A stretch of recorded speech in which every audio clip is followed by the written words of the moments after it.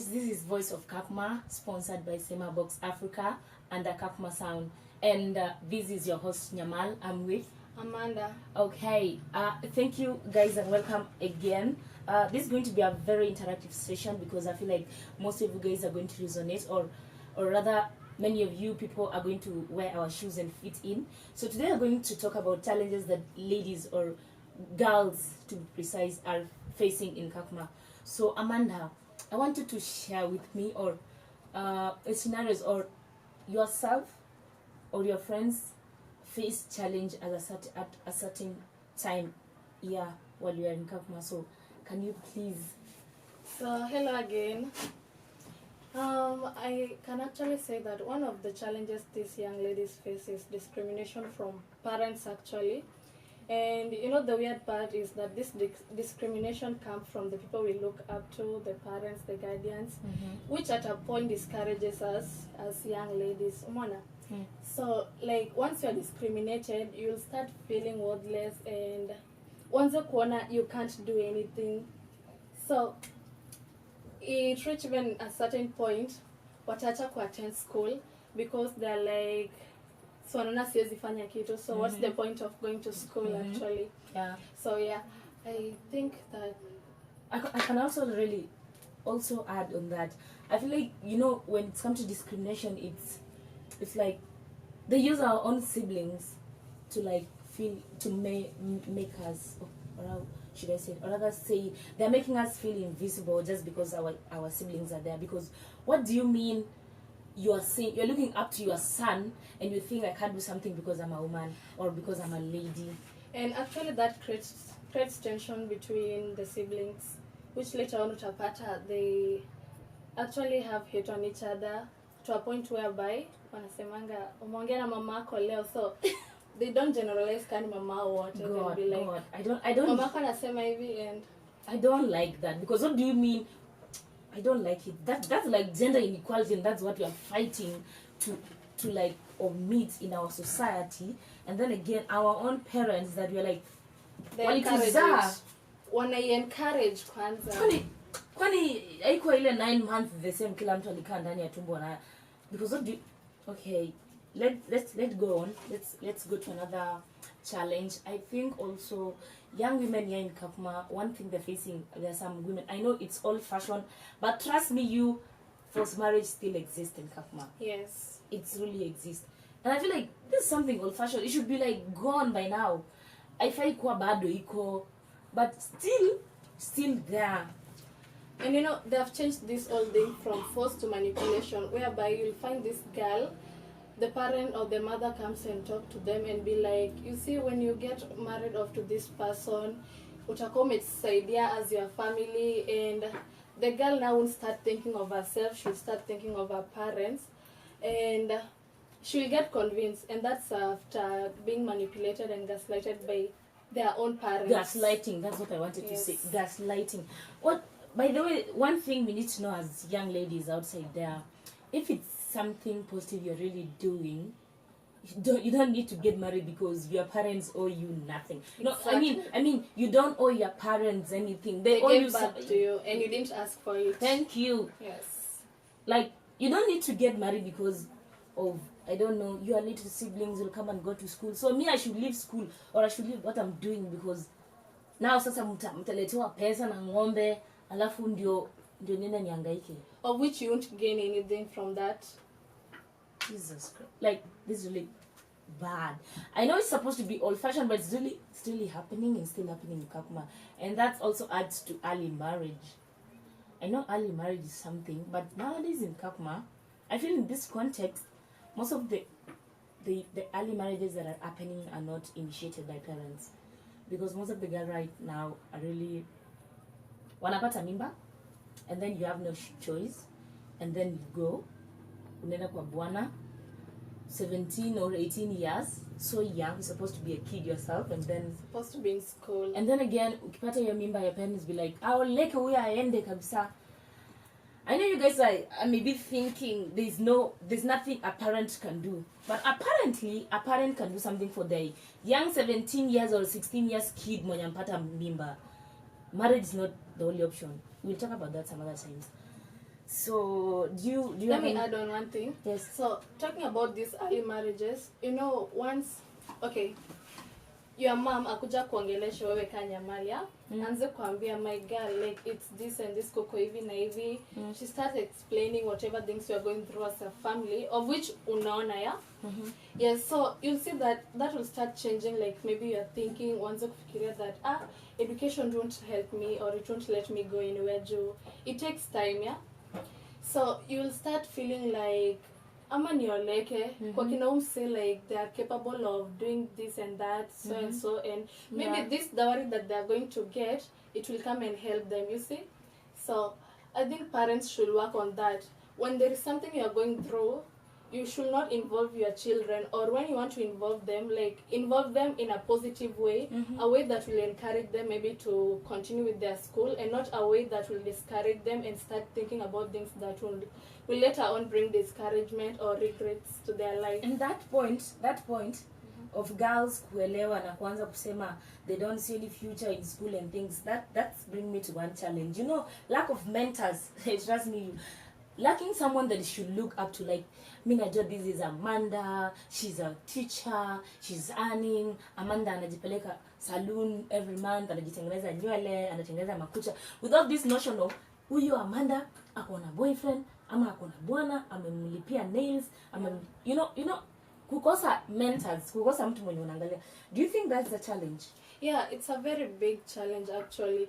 Ndio upate that motivation, you have to look on somebody, or you have to look on somebody. Personally, I can say I have a few mentors, and some of them have made me reach where I am today. I won't mention their names.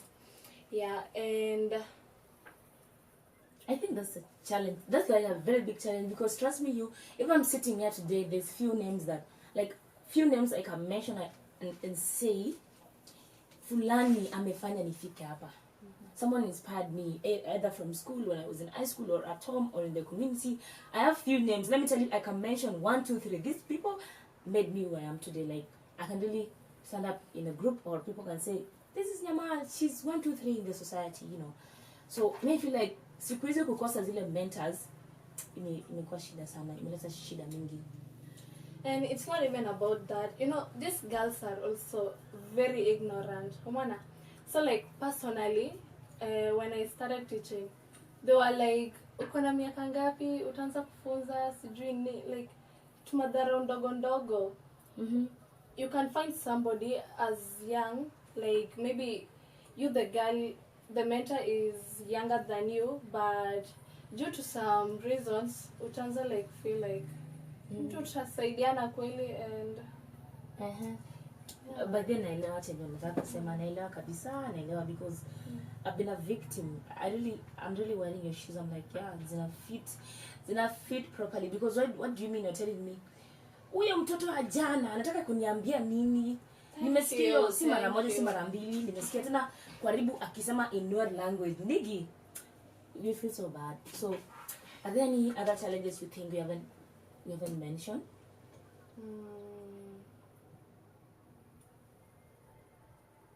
No. Yeah. Pressure from peers.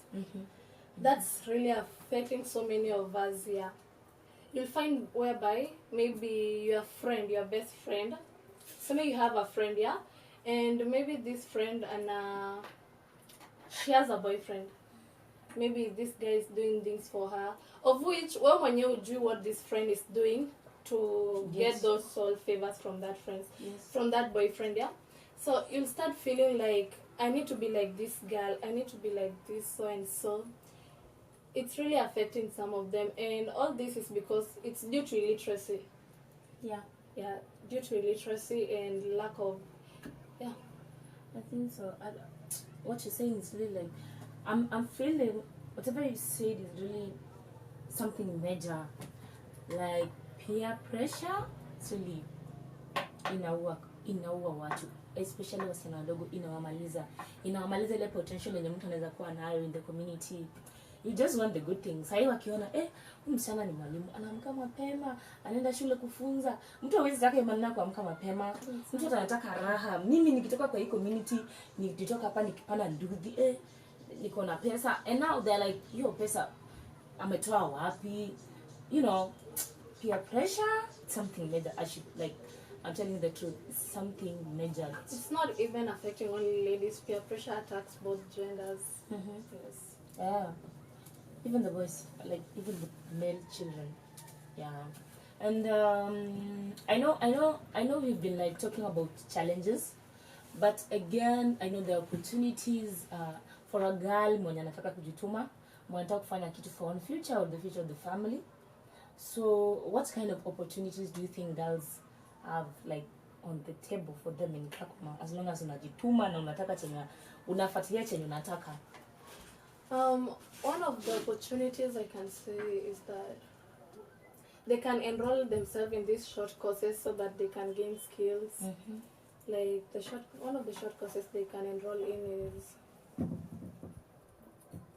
learning how to bake and tailoring and etc. So many others.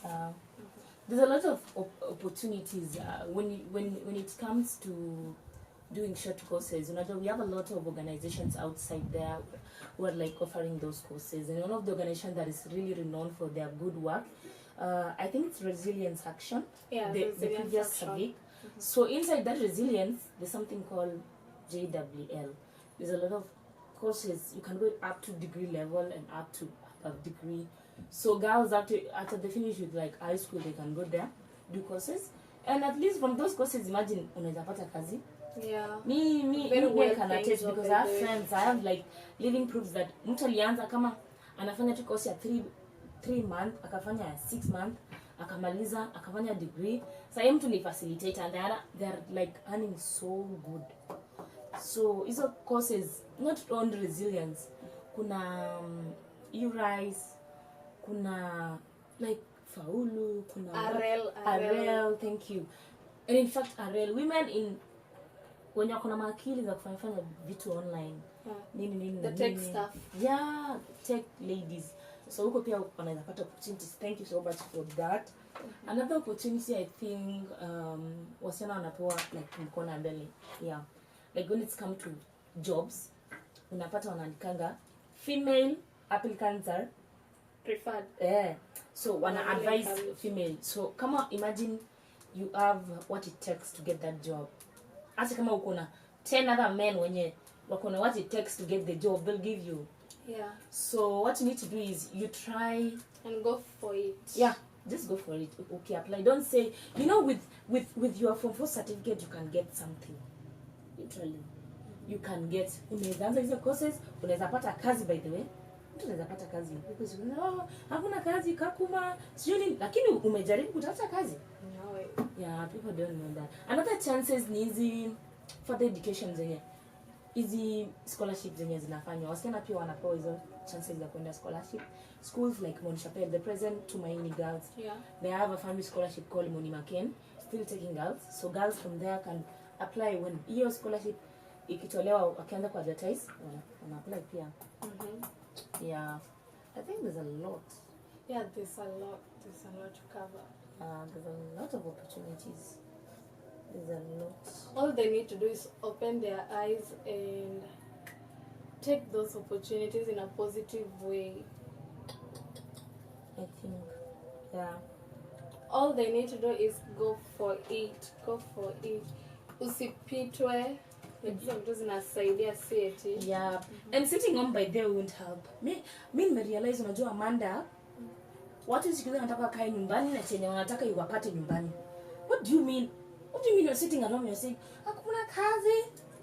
That's me at some point. Hakuna kazi aje na ujana kutafuta kazi. Unaona hizi trainings, advocacy, like when you're an advocate against GBV, watu wenye wana nani SRHR, hizo vitu. Unapata trainings zinapostiwa naambia watu apply waende wafanye hizo trainings. You don't want to apply.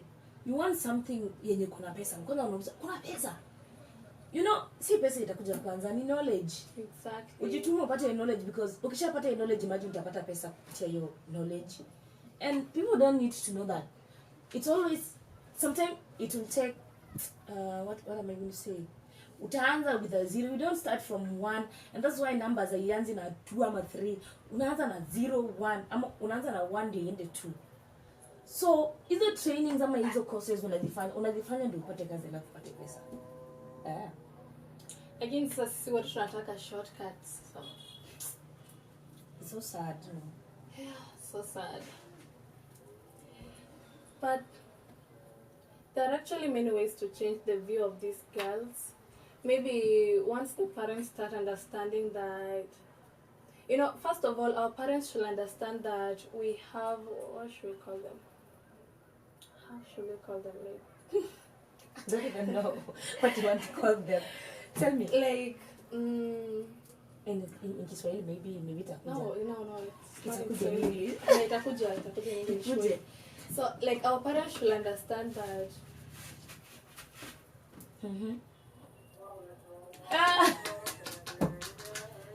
It's something to do with talents, but there's a word I'm looking for. Kuna kajina natafuta.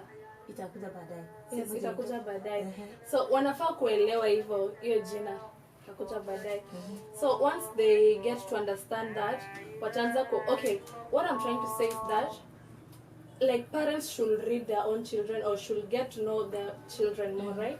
So utapata maybe let me take an example of my family. I have 2 brothers and 1 sister.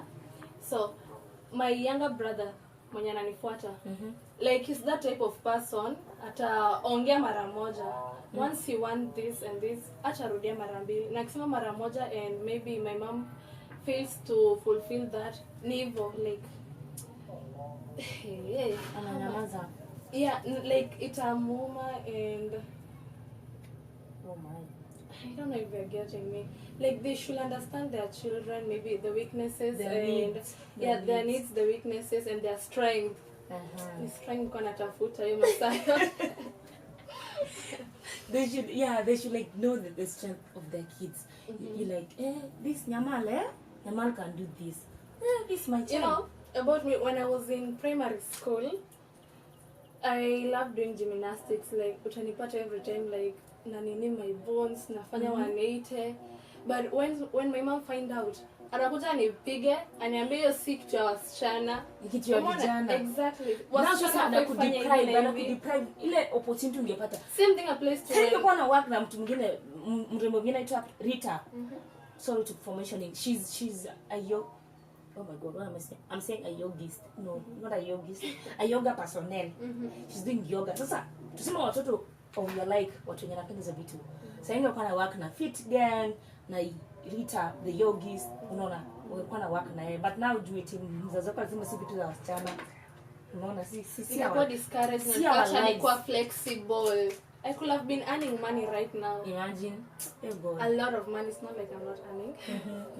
Yeah. So same thing when I started learning how to ride a bicycle.